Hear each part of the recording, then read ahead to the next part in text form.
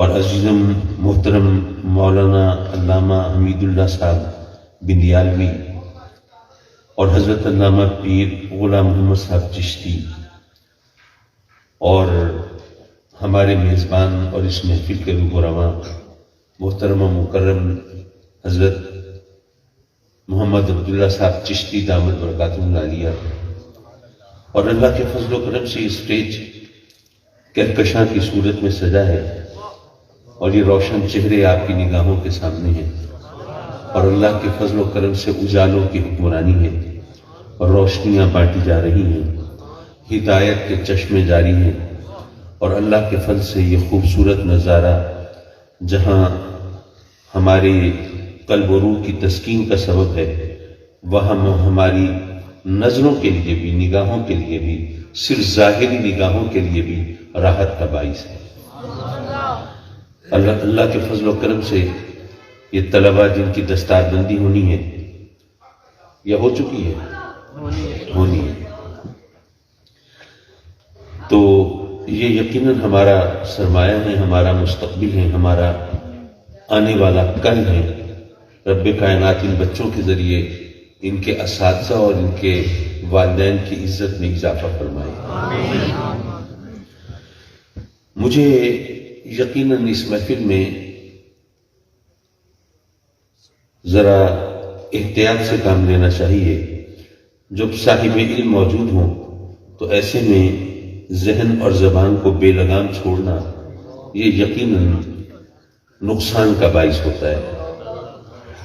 بہرحال ان کی مہربانیوں، کرم فرمائیوں اور شفقتوں کے سہارے چند باتیں کہنے کی جسارت کروں گا، اور مجھے کہا گیا کہ ظاہر ہے کہ ہمیں ہر حال میں عقائد و جہاں سرور کائنات نور مجسم صلی اللہ علیہ وآلہ وبارک وسلم کی عظمت و شان کے گن گانے ہیں کہ یہی اصول رہا ہے وفا پرستوں کا، ہر ایک حال میں توصیف حسن یاد کریں۔ حضرت مکرم، میں نعت کے ایک شعر سے اپنی گفتگو کا آغاز کروں۔ شاعر نے کہا کہ طیبہ میں صدا صبح مسلسل کا سما ہے، طیبہ میں صدا صبح مسلسل کا سما ہے، ارے جس شہر میں سورج ہے وہاں رات کہاں ہے، جس شہر میں سورج ہے وہاں رات کہاں ہے۔ وہ جو ہمارا رب ہے، پروردگار ہے، پالنہار ہے، اس نے اپنے محبوب علیہ السلام کو جو عظمت، جو شان، جو مرتبہ، جو مقام عطا فرمایا ہے، بے شک وہ ہمارے خیال و گمان اور ہمارے تصور سے بالاتر ہے۔ سب کچھ اسی کے قبضہ قدرت میں ہے، جس کو چاہتا ہے نواز دے، جس کو چاہے محروم فرما دے، جس کو چاہے عزت دے، جس کو چاہے ذلت دے، لیکن اس نے سنت کے قائم فرمائی ہے، عزت دیتا وہ ہے لیکن دیتا اپنے محبوب علیہ السلام سے نسبت کے صدقے میں ہے۔ اور یہ صرف زور کلام نہیں ہے، جوش بیان نہیں ہے، یہ خیال و گمان کا ہذیان نہیں ہے، یہ وہ حقیقت ہے جو قرآن و حدیث سے بخوبی آشکار ہے۔ جب رب کائنات نے قرآن مجید میں ارشاد فرمایا کنتم خیر امہ، تم سب سے بہتر امت ہو، نہیں فرمایا سب سے بہتر نمازی ہو، نہیں فرمایا سب سے بہتر حاجی ہو، نہیں فرمایا سب سے بہتر مجاہد ہو، فرمایا سب سے بہتر امت ہو۔ ارے امت تو نبی کی ہوتی ہے نا، تمہیں بہتری اس لیے ملی ہے، فضیلت اس لیے ملی ہے کہ میرے محبوب کے امتی ہو۔ اسی طرح قرآن مجید میں جب ازواج مطہرات کی شان بیان کی گئی اور رب کائنات نے فرمایا کہ یا نساء النبی لستن کاحد من النساء، اے میرے محبوب کی پاک بیویوں، دنیا کی کوئی عورت تمہاری ہمسر نہیں ہو سکتی۔ اگر کوئی شخص بارگاہ الوہیت میں سوال کی جسارت کرے، مولا ایک عورت دوسری عورت سے جن جن چیزوں میں افضل ہو سکتی ہے، ذرا تمام پیمانے ہم نے دیکھ لیے، کیا شکل و صورت کی بنیاد پر، حسن و جمال کی بنیاد پر، سیرت و کردار کی بنیاد پر، زہد و تقوی کی بنیاد پر، حسب نسب کی بنیاد پر، سلیقہ شعاری اور سگھڑ ہونے کی بنیاد پر کوئی عورت دوسری عورت سے افضل ہوتی ہے، تو مولا ازواج مطہرات کے بارے میں ہمیں تو کوئی روایت ایسی نہیں ملی جس سے پتہ چلے کہ ان سے زیادہ کوئی حسین و جمیل خاتون نہیں تھی، یا پتہ چلے کہ ان سے زیادہ کوئی عابدہ زاہدہ نہیں تھی۔ بے شک وہ عابدہ زاہدہ تھی، لیکن اگر ام المومنین سیدہ عائشہ صدیقہ رضی اللہ تعالی عنہ اگر وہ عابدہ زاہدہ تھی تو کیا ان کی والدہ کیا وہ عابدہ زاہدہ نہیں ہوں گی؟ تو اگر حسب نسب ان کا اعلیٰ تھا تو کیا ان کی باقی بہنیں وہ بھی تو اسی حسب نسب سے تعلق رکھتی ہیں؟ تو مولا یہ پتہ نہیں چلا کہ ان جیسی کوئی دوسری عورت نہیں ہو سکتی۔ کس بات میں ان جیسی نہیں ہو سکتی؟ قرآن نے فضیلت کا کوئی اور سبب نہیں بتایا، صرف اتنا بتایا یا نساء النبی، اے میرے محبوب کی پاک بیویوں، دنیا کی کوئی عورت تم جیسی کیسے ہو سکتی ہے؟ تم تو میرے محبوب کی بیویاں ہو۔ پتہ چلا کہ اگر کوئی عورت میرے آقا کریم سے نکاح کے رشتے میں جڑ جائے تو دنیا کی کوئی عورت ان جیسی نہیں ہو سکتی، تو دنیا کا کوئی مرد میرے نبی جیسا کیسے ہو سکتا ہے؟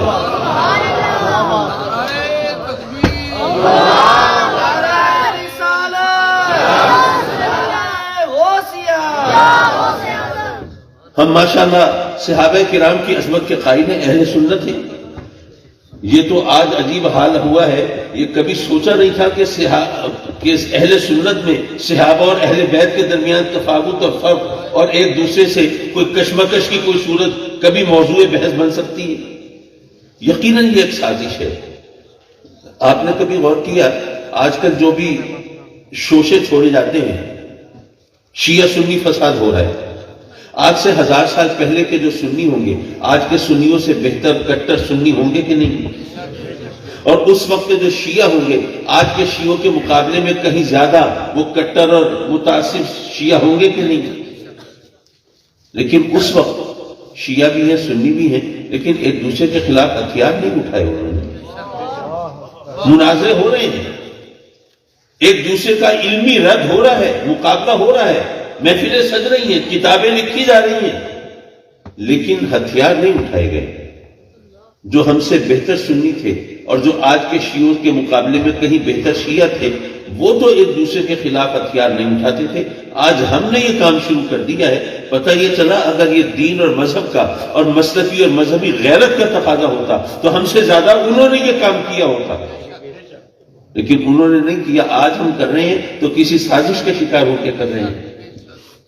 معاف کیجئے، بات کہیں سے چلی کہیں جا نکلی۔ میں یہ عرض کر رہا تھا کہ ہم اہل سنت صحابہ کی عظمت کے قائل ہیں۔ صحابی کی تعریف کیا ہے؟ جس نے آقا کریم حضور علیہ الصلوۃ والسلام کے اس 23 سالہ دور نبوت میں جب آپ روئے زمین پر جلوہ فگن تھے اور چشم فلک کے سامنے اپنے غلاموں کی محفلوں کو رونق بخشا کرتے تھے، اس 23 سالہ دور نبوت میں جس نے ایمان اور محبت سے ایک نظر آقا کریم کو دیکھ لیا اور پھر اسی ایمان کے ساتھ دنیا سے رخصت ہو گیا، وہ صحابی ہے۔ اور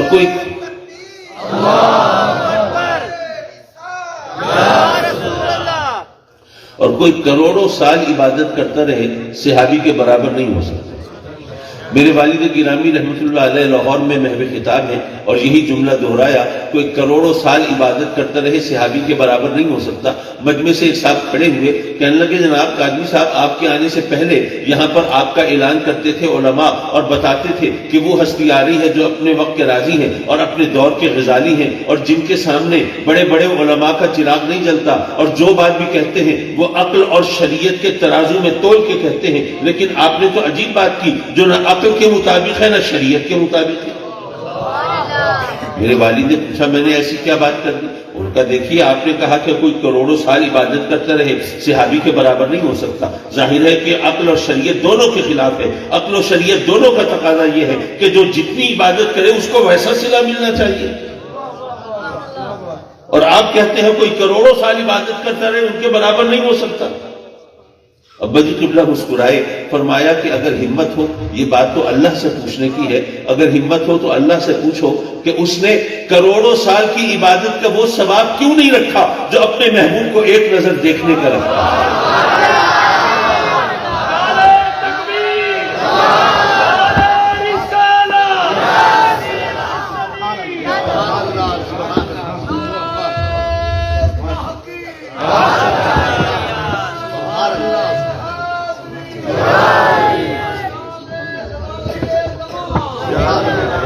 تو حضرات مکرم عزت دیتا وہ ہے، لیکن دیتا اپنے محبوب علیہ الصلوۃ والسلام سے نسبت کے صدقے میں ہے۔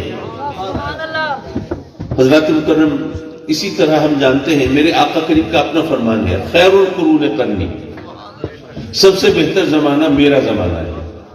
اگر کوئی تاریخ کا طالب علم جسارت کرے اور بارگاہ رسالت میں عرض گزار ہو کہ آقا جس زمانے کو آپ اپنا زمانہ قرار دے رہے ہیں، جب آپ یہاں دنیا میں جلوہ فکن تھے سرکار، اس وقت تو مسلمانوں کی حالت بہت پتلی تھی، آپ بھی تو شکم مبارک پہ پتھر باندھ لیا کرتے تھے، جو کی روکھی سوکھی پہ گزارا فرما لیا کرتے تھے، کھجور کی چٹائی پہ محو استراحت کرتے تھے، اپنی لاڈلی شہزادی کو پیبند لگی چادر میں گھر سے رخصت فرمایا تھا آپ نے۔ سرکار اس وقت درہم و دینار نہیں تھے، سیم و زر کے انبار نہیں تھے، فتوحات کا سلسلہ نہیں تھا، عظیم لاؤ لشکر نہیں تھا، کوئی بڑی جغرافیائی سرحدیں نہیں تھی اور کوئی بڑی طاقت میسر نہیں آئی تھی۔ اس وقت مسلمانوں کی مدینے کی چھوٹی سی ریاست تھی، زیادہ سے زیادہ آخر میں جا کے مکہ فتح ہوا تھا۔ اس وقت تو مسلمانوں کی ہیبت کے سامنے ابھی قیصر و کسریٰ نے گھٹنے نہیں ٹیکے تھے اور دنیا نے مسلمانوں کی تلوار کا لوہا نہیں مانا تھا۔ یہ سب کچھ ہوا ہے تو بعد میں ہوا ہے، اور آپ فرماتے ہیں سب سے بہتر زمانہ میرا زمانہ۔ اگر کوئی یہ سوال کرے تو اسے جواب ملے گا، اے میرے غلاموں تم کیا سمجھتے ہو کہ یہ عزت عظمت فضیلت شرف یہ درہم و دینار میں ہے، یہ مال و منال میں ہے، یہ عظیم الشان سلطنت میں ہے، یہ بڑے لاؤ لشکر میں ہے، یہ فتوحات کے سلسلے میں ہے؟ ارے نہیں، عزت و عظمت تو مجھ سے نسبت میں ہے، میرا زمانہ سب سے بہتر کہ وہ میرا زمانہ ہے۔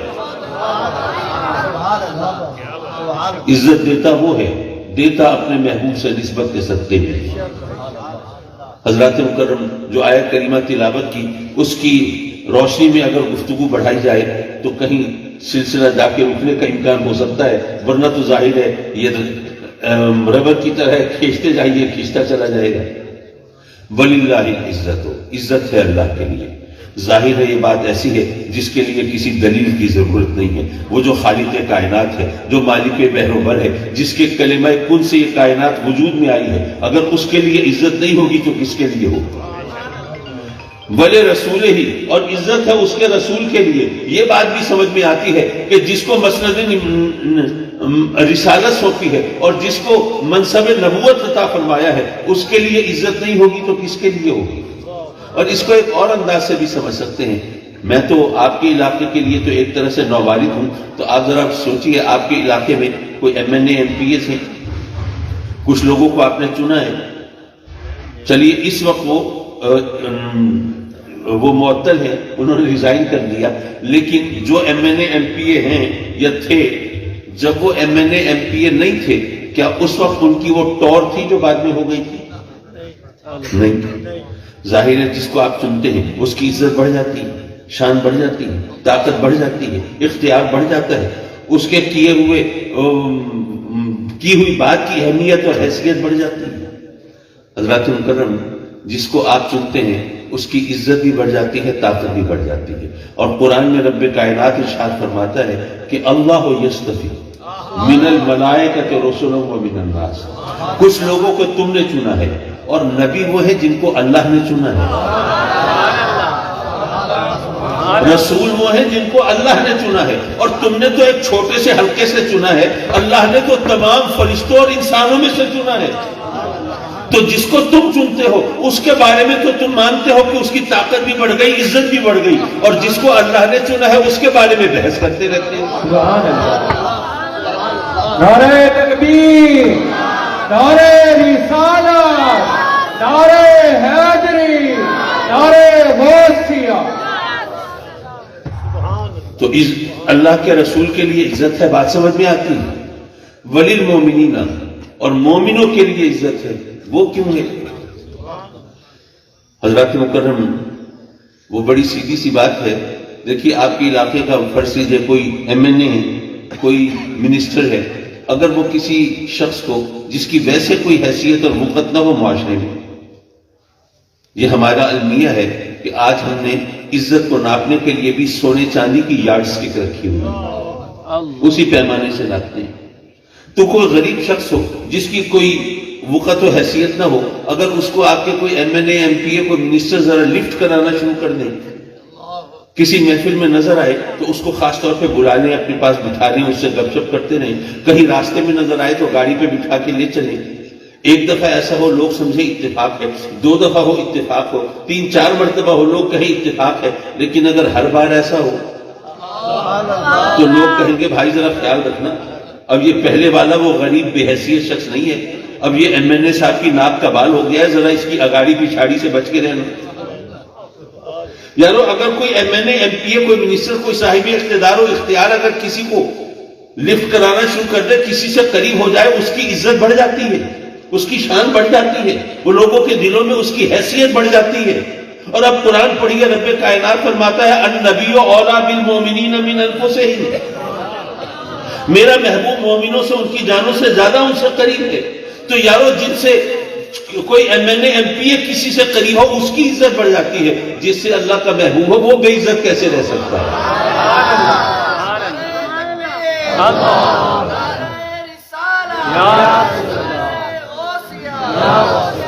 لیکن یہاں پر ایک ذرا ویلڈ آبجیکشن، ایک ذرا جاندار اعتراض ہو سکتا ہے، اس کا جواب بھی دیتا چلوں۔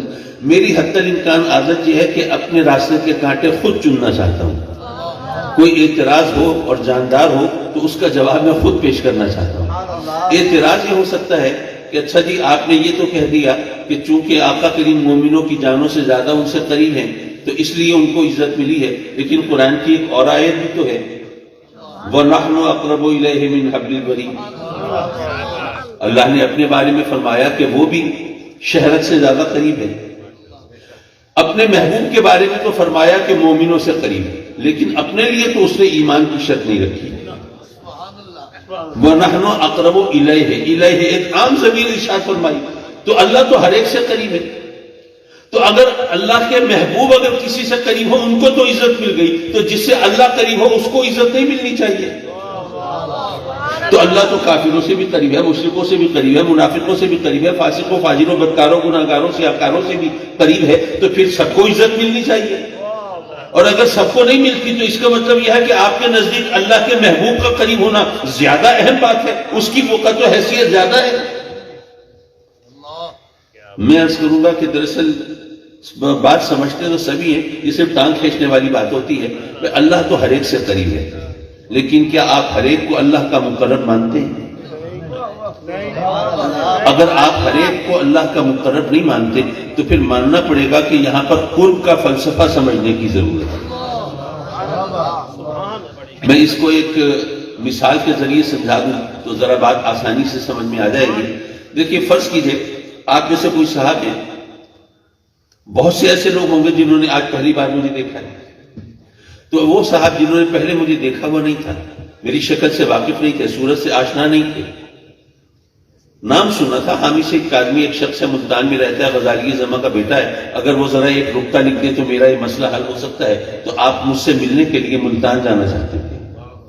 تو یہاں سے کوچز چلتی ہوں گی ملتان کے لیے، تو کتنی دیر لگتی ہے ملتان تک؟ میرا خیال ہے 2-1 گھنٹے تو لگتے ہی ہوں گے سی پیک کے باوجود۔ آپ جناب کوچ اسٹیشن پہ گئے، کوچ میں سوار ہوئے ملتان جانے کے لیے، مجھ سے ملنے کے لیے۔ اتفاق ایسا ہے کہ میں بھی اسی کوچ سے ملتان جا رہا تھا۔ اب آپ مجھ سے واقف نہیں ہیں، صورت سے آشنا نہیں ہیں، مجھے چہرے سے پہچانتے نہیں ہیں، آپ کو اتفاق سے میرے ساتھ والی سیٹ ملی، اب آپ میرے ساتھ بیٹھ کے مجھ سے ملنے کے لیے ملتان تشریف لے جا رہے ہیں۔ 2 گھنٹے آپ میرے ساتھ جڑے بیٹھے رہے۔ جب ملتان پہنچے، کوچ اسٹیشن پر اترے، مجھے تو اپنے گھر کا پتہ تھا، میں تو سیدھا گھر چلا گیا، آپ کو تو معلوم نہیں تھا، پوچھتے پوچھاتے آپ بھی وہاں آ گئے، گھنٹی بجائی میں باہر نکلا، آپ مجھے دیکھ کے حیران، میں پریشان۔ جی فرمائیے۔ آپ نے کہا کہ وہ حامی سے قاضی صاحب گھر میں ہوں تو ذرا ان کو بھیج دیجئے، ان سے کام ہے۔ میں نے کہا جی فرمائیے کیا کام ہے، حکم دیجئے۔ آپ نے سر پیٹ لیا، آپ ہیں، اگر پتا ہوتا تو میں اتنا سفر کیوں کرتا، اتنا خرچہ کیوں کرتا، اتنا وقت کیوں ضائع کرتا، اتنا تھکتا کیوں؟ آپ سے ایک رکا ہی لینا تھا، وہی کوچ اسٹیشن پہ کوچ کھڑی تھی، وہیں پہ آپ سے بھوک کی مروا لیتا اور لے جاتا، اب تک تو شاید میرا کام بھی ہو چکا ہوتا۔ آپ 2 گھنٹے میرے ساتھ جڑے بیٹھے رہے، کیا واقعی مجھ سے قریب تھے؟ اگر قریب ہوتے تو کام کرا لیتے، خط لے لیتے۔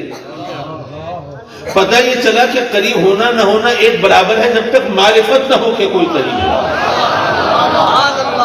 جب تک علم نہ ہو، جب تک احساس نہ ہو، جب تک خبر نہ ہو، اس وقت تک قریب ہونے کا کوئی مفہوم نہیں ہوتا۔ رب کائنات نے گویا یہ کہا کہ اے محبوب، جس سے میں قریب ہوں دور تو تو بھی نہیں ہوگا، اگر میں تمام جہانوں کا رب ہوں تو تجھے تمام جہانوں کے لیے رحمت بنایا ہے، اور پالنے کے لیے رحمت تو چاہیے، تو جس سے رب قریب ہوگا رحمت دور کیسے ہو سکتی ہے؟ تو اے محبوب، قریب تو دور تو تو بھی نہیں ہوگا، لیکن ہر ایک کو تو نہیں پتا کہ تو اس سے قریب ہے۔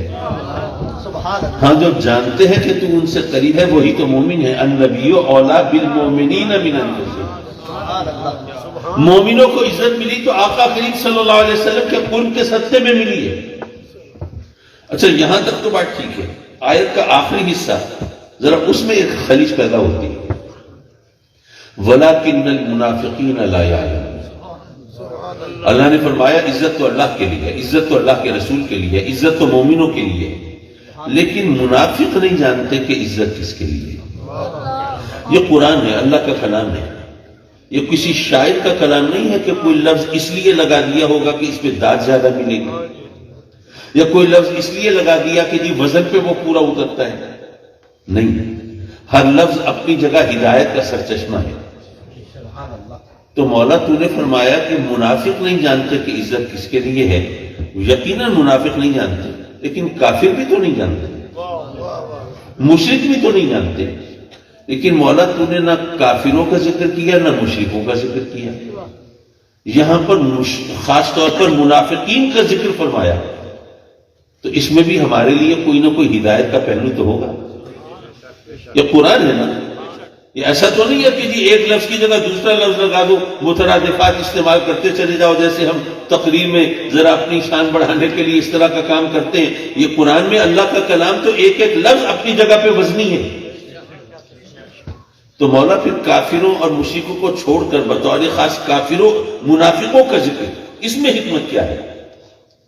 رب کائنات نے گویا ہی فرمایا کہ اے میرے بندو، عزت تو اللہ کے لیے ہے، عزت تو اللہ کے رسول کے لیے ہے، عزت تو مومنوں کے لیے ہے، لیکن تم میں کچھ وہ بھی ہیں جو کلمہ پڑھتے ہیں، اپنے آپ کو مومنین میں شمار کرتے ہیں، لیکن عزت کے لیے دنیا کے پیچھے بھاگ رہے ہوتے ہیں۔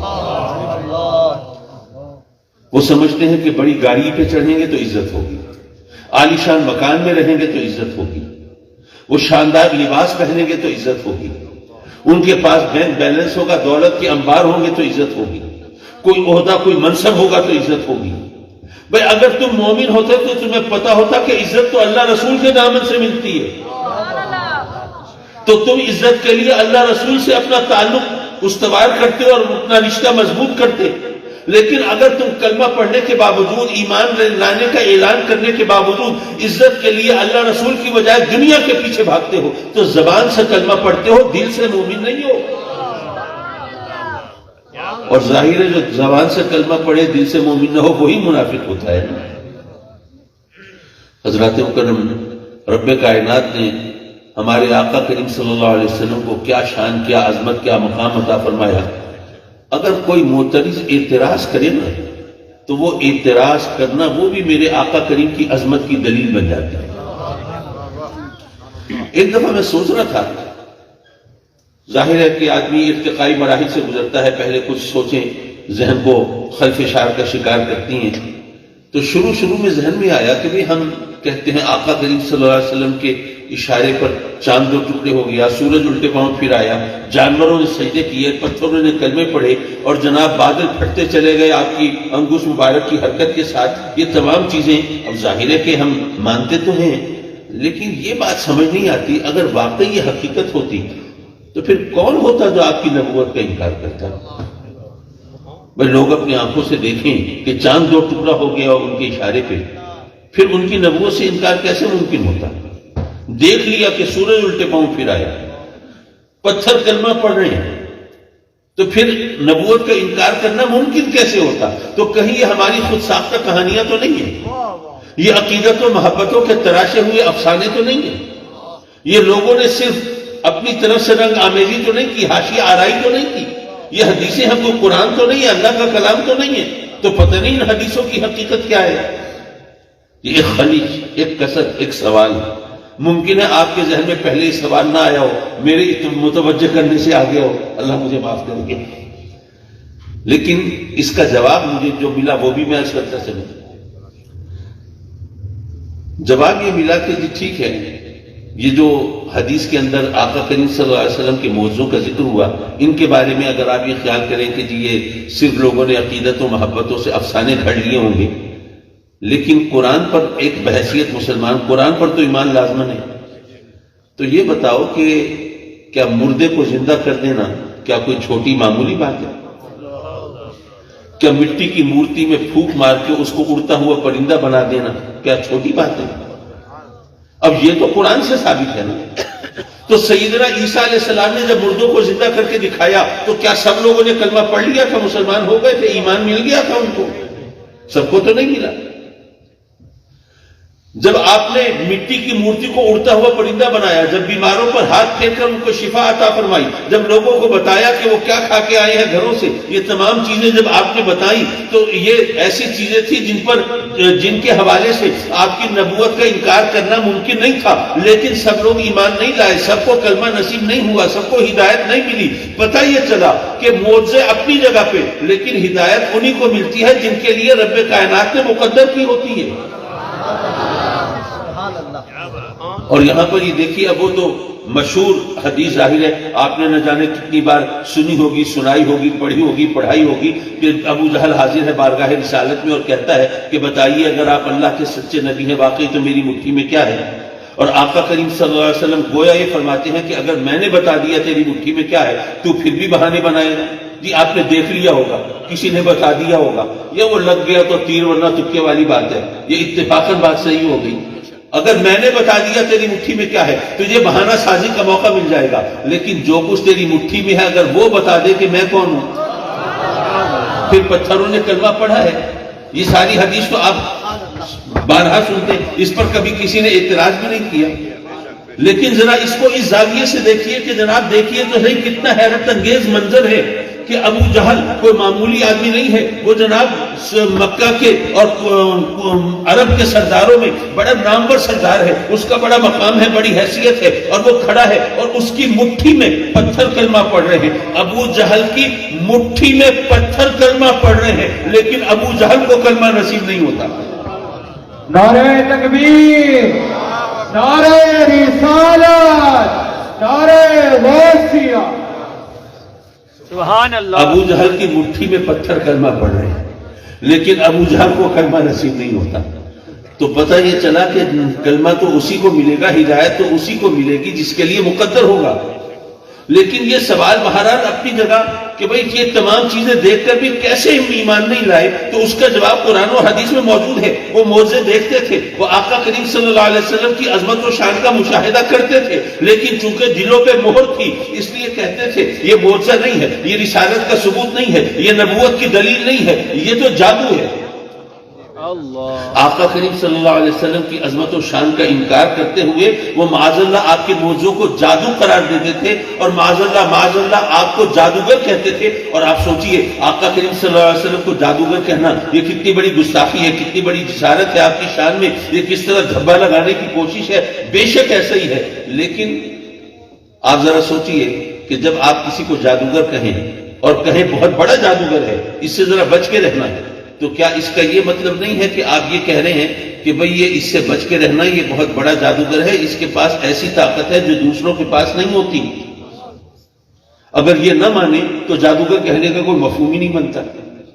یارو وہ کافر ہیں، وہ مشرک ہیں، وہ منافق ہیں، وہ میرے آقا کریم کے منکر ہیں، لیکن اس انکار اور کفر کے باوجود یہ اعلان کر رہے ہیں، مان رہے ہیں کہ اے لوگوں ہم ان کے نام کا کلمہ تو نہیں پڑھتے، ان کو نبی تو نہیں مانتے، لیکن یہ ضرور مانتے ہیں کہ ان کے پاس وہ طاقت ہے جو دوسروں کے پاس نہیں ہوتی.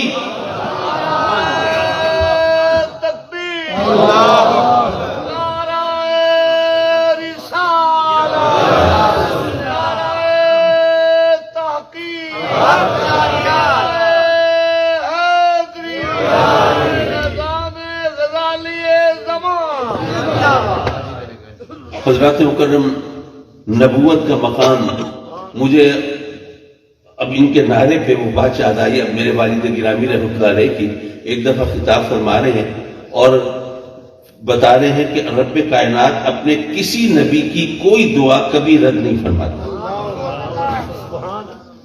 کسی بھی نبی کی کوئی دعا کبھی رد نہیں فرماتی۔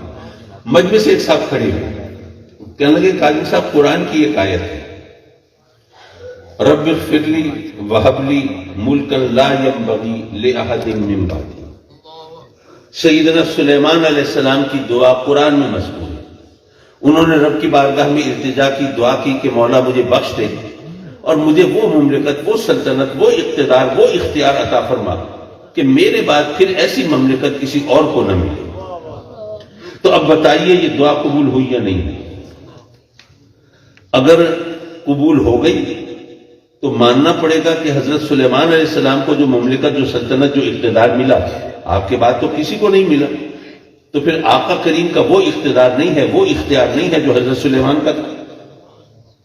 اور اگر آپ کا کہنا یہ ہے کہ نہیں، آقا کریم صلی اللہ علیہ وسلم کے اختیار و اقتدار کے مقابلے میں تو کسی کا چراغ نہیں جلتا، تو پھر آپ کو یہ ماننا پڑے گا کہ حضرت سلیمان علیہ السلام کی دعا قبول نہیں ہوئی۔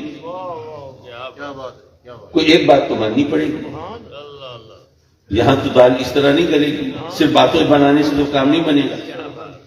اچھا، ابا جی قبلہ رحمۃ اللہ علیہ کی عادت تھی کہ وہ کوئی ایسا اعتراض جس کا جواب بظاہر بہت مشکل یا ناممکن دکھائی دیتا تھا تو اس کا جواب دینے سے پہلے مسکراتے تھے، تبسم فرماتے تھے۔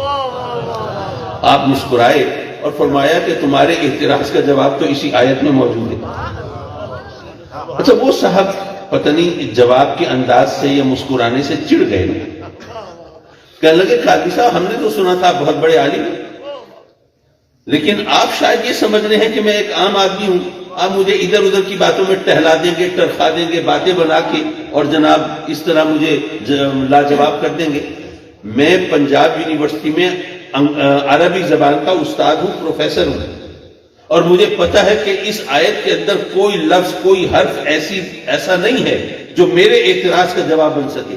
آپ خامخواہ ان لوگوں کے سامنے اپنی علمیت کا روپ جھاڑ رہے ہیں کہ جی میرے اعتراض کا جواب اسی آیت میں موجود ہے۔ ابا جی قبلہ پھر مسکرائے، فرمایا کہ قرآن کی سمجھ اگر صرف عربی جاننے سے آتی تو ابو لہب، ابو جہل تو کبھی کافر نہ رہتے۔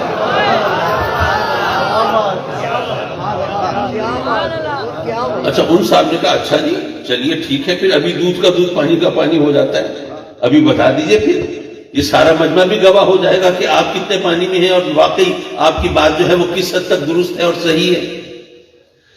ابا جی قبلہ نے فرمایا دیکھیے آیت کے الفاظ میں قرآن کے الفاظ ہیں، رب اغفر لی وہب لی ملکا لا ینبغی لأحد من بعدی، کہ اے مولا مجھے بخش دے اور مجھے وہ مملکت عطا فرما، وہ سلطنت عطا فرما جو میرے بعد کسی اور کو نہ ملے۔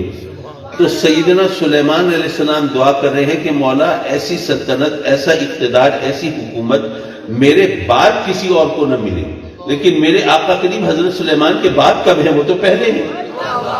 اول ما خلق اللہ نوری کنت نبیا وآدم بین الماء والطین وآدم بین الروح والجسد۔ تو پتہ یہ چلا کہ کائنات بعد میں ہے، میرے آقا کریم پہلے ہیں، گردش لیل و نہار بعد میں ہے، میرے آقا کریم پہلے ہیں، سلسلہ نبوت و رسالت بعد میں ہے، میرے آقا کریم پہلے ہیں، بلکہ یوں کہو کہ حضرت سلیمان علیہ السلام کو جو حکومت ملی وہ بھی میرے آقا کریم کا صدقہ ہے۔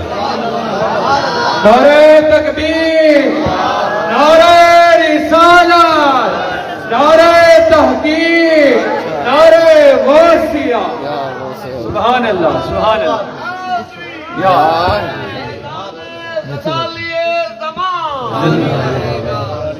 حضرات مکرم، میرے آقا کریم حضور علیہ السلام نے جب شروع میں نبوت کا اعلان اور اظہار فرمایا تو اس وقت جن لوگوں نے آپ کے نام کا کلمہ پڑھا ان کی تعداد بہت محدود تھی، اور ان میں اکثر لوگ غریب ہیں، نادار ہیں، بلکہ غلام ہیں، اور غلام بھی کافروں کے۔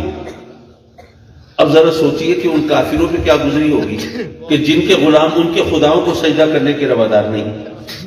غلام کافروں کے اور ہمارے نبی کے کلمہ پڑھتے ہیں، تو ان کافروں نے اپنے غلاموں پر ظلم و ستم کے کیا کیا پہاڑ نہ توڑے ہوں گے، اور کیا کیا حربے نہ آزمائے ہوں گے، اور کیا کیا ستم نہ ڈھائے ہوں گے کہ وہ اپنے غلاموں کو واپس اپنے عقیدے پر لے آئیں۔ اور یہ صرف قیاس و گمان کی بات نہیں ہے، ظن و تخمین کی بات نہیں ہے، یہ وہ حقیقت ہے جس کا احادیث کے اندر پورا ذکر موجود ہے۔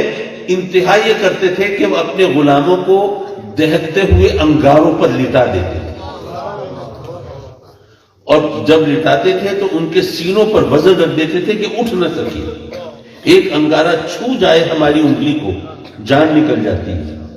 ذرا ان لوگوں کا تصور کیجئے جن کو دہتے ہوئے انگاروں پہ لٹا دیا گیا ہے، اٹھنے نہیں دیا جا رہا، گویا زندہ انسان کو بھونا جا رہا ہے، آگ پہ روسٹ کیا جا رہا ہے. یہ اذیت کی وہ انتہا ہے جس سے بچنے کے لیے انسان کچھ بھی کر سکتا ہے.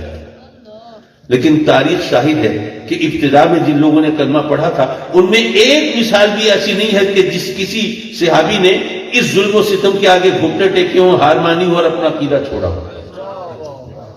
وہ صحابی آقا کریم کی بارگاہ میں حاضر ہوئے، عرض کی آقا ہم تو سچے خدا کو ماننے والے، سچے نبی کا کلمہ پڑھنے والے، سچے مذہب کے پیروکار، پھر بھی ہم پر یہ ظلم و ستم.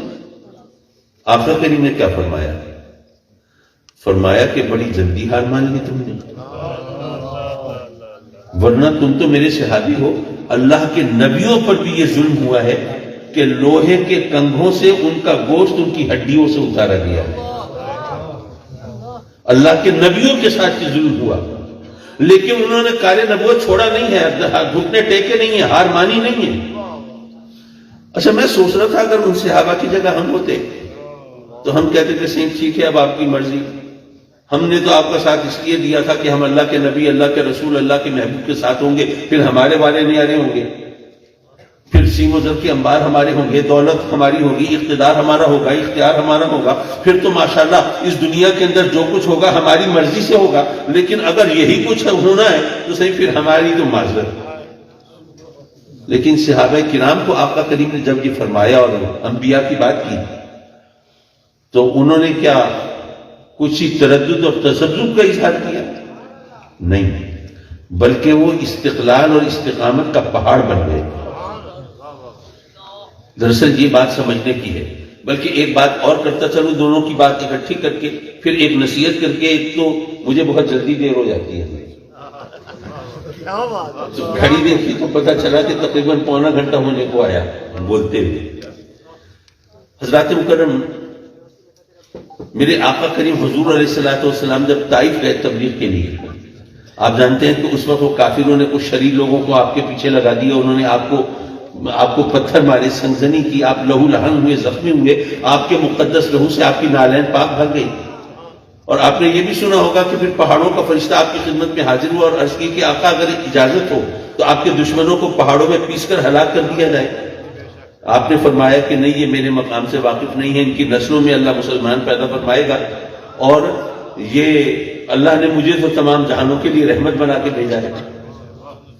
حضرات محترم، میں سوچنے لگا کہ اگر آقا کریم اجازت دے دیتے اور فرماتے کہ ٹھیک ہے میرے پہاڑوں کو دشمنوں کو پہاڑوں کے بیچ پیس کر ہلاک کر دو، تو اس کا امپیکٹ کیا ہوتا، اس کا نتیجہ کیا نکلتا. آپ سوچئے بھئی دشمنوں کو ہلاک کرنے کے لیے پہاڑوں میں پیس کر پہاڑوں کو حرکت میں آنا پڑتا نا، وہ کھڑے کھڑے کو ہلاک نہیں کر سکتے. اگر آقا کریم کے دشمنوں کو مارنے کے لیے، ہلاک کرنے کے لیے، ختم کرنے کے لیے اگر پہاڑ اپنی جگہ سے حرکت میں آ جاتے تو ذرا سوچئے کون ہوتا جو آپ کا کلمہ پڑھنے سے انکار کرتا، کون ہوتا جو حریف مد مقابل ہو کے سامنے آتا، پھر کس طرح ہر ایک کلمہ پڑھنے میں سبقت لے جانے کی کوشش کرتا، کتنی تیزی سے اسلام پھیل سکتا تھا. تو اگر اتنی تیزی سے اسلام اتنی آسانی سے پھیل سکتا تھا تو آقا کریم نے وہ راستہ کیوں نہیں اختیار فرمایا؟ اس کا جواب سیدھا سادہ سے یہ ہے کہ اگر اس طرح ہوتا تو لوگ کلمہ تو پڑھ لیتے لیکن وہ خوف اور دہشت سے پڑھتے، اسلام کی صداقت اور حقانیت کو تسلیم کر کے نہ پڑھتے. اور ظاہر ہے کہ آقا کریم نے دنیا سے پردہ تو فرمانا تھا، تو جیسے ہی آپ دنیا سے پردہ فرماتے تو لوگوں کے نزدیک خوف اور دہشت کا وہ سبب، وہ وجہ ختم ہو جاتی اور دیکھتے دیکھتے کایا پلٹ جاتی اور اسلام کی ناؤ بیچ منجھار میں ڈوب جاتی اور لوگ واپس اپنے عقیدے کو پلٹ جاتے. تو آقا کریم نے اس طرح نہیں کیا، بلکہ اپنے صحابیوں کو بھی اس راہ پہ چلایا اور خود بھی اس راہ کو اپنا کے دکھایا تاکہ یہ اس قیامت تک آنے والے مسلمانوں کے لیے مثال رہے.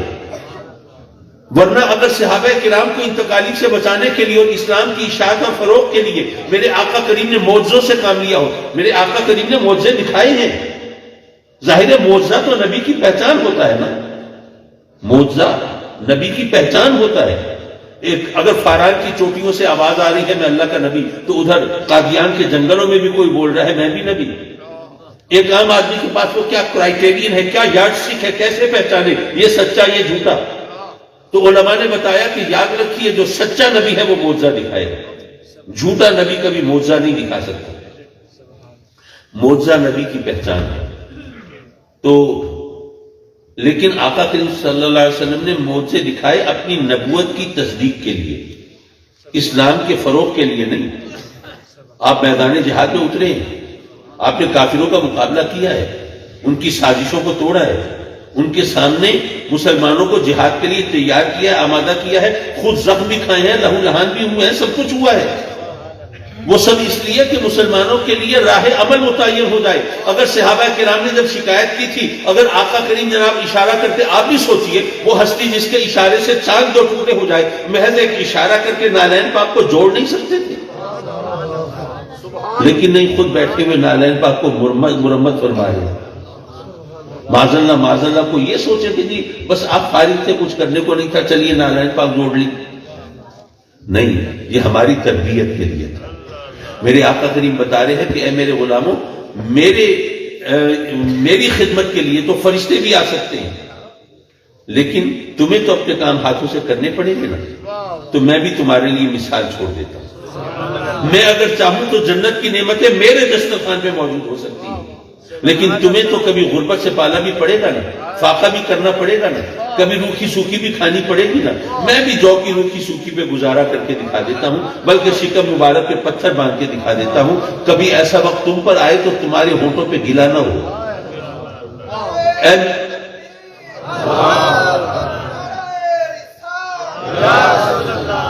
کہ اے میرے غلاموں، اگر میں چاہوں تو میرے دشمنوں کو پہاڑوں میں پیس کر ہلاک کر دیا جائے، لیکن تمہیں تو دشمنوں سے پالا بھی پڑے گا نا، زخم بھی لگیں گے نا، تکلیف بھی پہنچے گی. تو چلو میں بھی لہو لہان ہو کے دکھا دیتا ہوں، تاکہ اگر کبھی ایسا وقت ہو تو تم رب کی بارگاہ میں شکایتوں کے دفتر کھول کے نہ بیٹھ جاؤ، تمہارے سامنے میرا چہرہ ہو. اے میرے غلاموں، اگر میں چاہوں تو احد کا پہاڑ سونے کا بن کے میرے ساتھ ساتھ چلے اور دنیا جہان کے خزانے میری ٹھوکروں میں رہے، لیکن تمہیں غربت سے پالا پڑے گا نا، تمہیں تنگی ترشی سے واسطہ ہوگا. تو چلو میں بھی اپنی لاڈلی شہزادی کو پیوندگی چادر میں گھر سے رخصت کر کے دکھا دیتا ہوں. میرے آقا کریم نے راستہ اپنایا تو ہماری تربیت کی خاطر. اگر ایسا نہ ہوتا، اگر اس وقت معجزے اور کرامتوں کے زور پہ اگر اسلام کو پھیلایا جاتا، تو آج بھی مسلمان ہاتھ پہ ہاتھ دھرے بیٹھے ہوتے کرامتوں کے انتظار میں، معجزوں کے انتظار میں. راہ عمل پہ تو کوئی بھی نہ چلتا. لیکن نہیں، ویسے ایسی سازشیں آج کل بھی ہوتی ہیں. ماشاءاللہ واٹس ایپ پر آپ کے پاس بھی آتی ہوں گی پوسٹ کہ جناب سیدنا مہدی علیہ السلام تشریف فرما ہوں گے، تو پھر جناب دیکھتے دیکھتے ماحول بدل جائے گا، صورتحال تبدیل ہو جائے گی، مسلمانوں کو فروغ ملے گا، عروج ملے گا، کامیابی کامرانی ملے گی، اور جو کافر ہیں وہ خائب و خاسر ہوں گے، تباہ و برباد ہوں گے. اسی طرح غزوہ ہند کی جو بات ہوتی ہے، میں اس بھری محفل میں جہاں علماء کی اکثریت ہے، میں یہ کہنے کی جسارت کر رہا ہوں، اگر میری بات میں کہیں کوئی ناگواری کی جھلک ہو تو اس کے لیے پہلے دس بستہ معذرت چاہوں گا. دیکھیے، غزوہ ہند ہم آقا کریم کے فرمان کی نفی کیسے کر سکتے ہیں؟ ہمارا ایمان ہے اس پہ، لیکن ہمیں چاہیے تو یہ تھا کہ غزوہ ہند کے لیے لوگوں کو تیار کرتے ہیں. بھئی غزوہ ہوگا، ہمیں اس میں جہاد میں حصہ لینا ہوگا، آقا کریم کا فرمان ہے، تو اس کے لیے ہمیں تیاری کرنی پڑے گی. اور جب اس کے اندر ہم تیاری سے آئیں گے تو رب کائنات ہمیں فتح سے ہمکنار فرمائے گا، اور ہمارے لیے راستے کھل جائیں گے اور ہمیں غلبہ عطا فرمائے گا. لیکن نہیں، ہم نے تیاری کی طرف نہیں گئے، ہم نے لوگوں کی تربیت نہیں کی، اس کے لیے ذہنی آمادگی بھی ہم نے پیدا نہیں کی. صرف لوگوں کو یہ افیون دی ہے کہ نہیں جناب غزوہ ہند ہوگا، سب بگڑے ہوئے کام سمجھ جائیں گے، معاملات ٹھیک ہو جائیں گے، مسلمانوں کو عروج مل جائے گا، ترقی مل جائے گی، کامیابی مل جائے گی، بات ختم ہو گئی. ہمارے آقا کریم حضور علیہ السلام نے ہمارے لیے راہ عمل متعین کرنے کے لیے سختیاں سہی ہیں اور یہ انداز حیات اپنایا ہے، ورنہ آقا کریم کو کس چیز کی کمی تھی؟ حضرات مکرم، صرف ایک نصیحت کا انداز اور پھر آپ سے اجازت. ویسے آج کل نصیحت کرنا بھی کوئی آسان کام نہیں ہے. کسی کو نصیحت کرے نا کہ بھائی خدا کا خوف کرو، برائی کو چھوڑو، نیکی کے راستے پہ چلو، کہتے ہیں جی آپ کو بڑا شوق ہے نصیحتیں کرنے کا، نیکی کرو برائی چھوڑو. چلیے چھوڑ دی میں نے برائی، دنیا سمجھ جائے گی، برائی ختم ہو جائے گی، اچھائی کا بول بالا ہو جائے گا، نیکی کے چراغ ہر طرف جلنے لگیں گے، ہدایت کی روشنی پھیل جائے گی. ہر طرف برائی ہے، ہر طرف گناہ ہے، ہر طرف بدکاری ہے، ہر طرف حرام خوری ہے. لیکن آپ کو شوق ہے ہدایت نصیحتیں کرنے کا. میں نے اگر برائی چھوڑ بھی دی تو دنیا تو ویسی کی ویسی رہے گی، کیا فرق پڑتا ہے؟ نصیحت کرنے والا بھی بیچارہ اپنا سب منہ لے کے رہ جاتا ہے. تو اس کا جواب ہے ایک حکایت میں. کہتے ہیں کہ جب نمرود نے الاؤ دہکایا، آگ بھڑکائی، معاذ اللہ سیدنا ابراہیم علیہ السلام کو وہ اس آگ میں جھونکنا چاہتا ہے. وہ کتنا بڑا الاؤ تھا، کتابوں میں سب لکھا ہے. شعلوں کی بلندی کا عالم یہ تھا کہ پرندے اس آگ کے اس الاؤ کے اوپر سے پرواز نہیں کر سکتے، اتنی عظیم الشان آگ تھی. حکایت یہ ہے کہ ایک بلبل چونچ میں پانی لے کے چل پڑی. کسی نے پوچھا بھی بلبل کہاں جا رہی ہے؟ جواب دیتی ہے کہ میں نمرود کی آگ بجھانے جا رہی ہوں. مذاق تو بننا تھا، آوازیں تو کسے جانے تھے. ماشاءاللہ ان کی عالی ظرفی دیکھو، ان کی بلند نگاہی دیکھو. یہ جناب ان کا عزم، ان کا ارادہ. وہ آگ جہاں پانی کے حوض پلٹ دیے جائیں ان کا پتہ نہ چلے، یہ چونچ میں پانی لے کے جا رہی ہے، میں آگ بجھانے جا رہی ہوں. اس بلبل نے جو جواب دیا وہ ہم سب کے لیے مشعل راہ ہے. کہتی ہے کہ میں کوئی بے وقوف یا پاگل نہیں ہوں، مجھے پتہ ہے کہ پانی کے چند قطرے اس آگ کا کچھ نہیں بگاڑ سکتے. یہ تو اس تک پہنچ بھی نہیں پائیں گے، پہلے ہی بھاپ بن کے اڑ جائیں گے. ان کی حیثیت اور اوقات کیا ہے؟ لیکن بات یہ ہے کہ بعد میں لسٹ بنے گی، فہرست بنے گی، وہ کون تھے جو آگ لگانے والے تھے اور وہ کون تھے جو آگ بجھانے والے تھے. یہ پانی کے چند قطرے وہ آگ تو نہیں بجھا سکتے، لیکن مجھے اس لسٹ میں جگہ تو دلا دیں گے نا جو آگ بجھانے والوں کی ہے.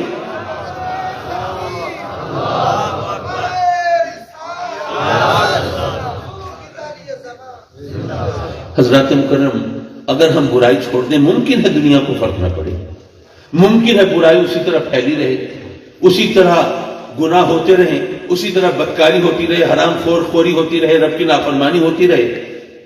ویسے میرا یقین ہے کہ فرق پڑتا ہے، چراغ سے چراغ جلتے ہیں. لیکن چلو ایک لمحے کو مان لیا کہ کوئی فرق نہیں پڑے گا، تو یارو فرق نہیں پڑے گا تو دنیا کو نہیں پڑے گا، ہمیں تو پڑے گا نا. لسٹ تو بنے گی نا، وہ کون تھے جو برائی پھیلانے والے تھے اور وہ کون تھے جو نیکی کے چراغ جلانے والے تھے.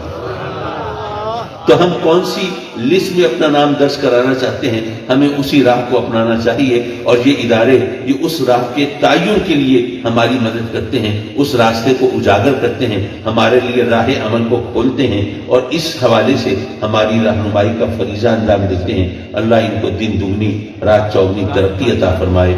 وآخر دعوانا ان الحمد للہ رب العالمین.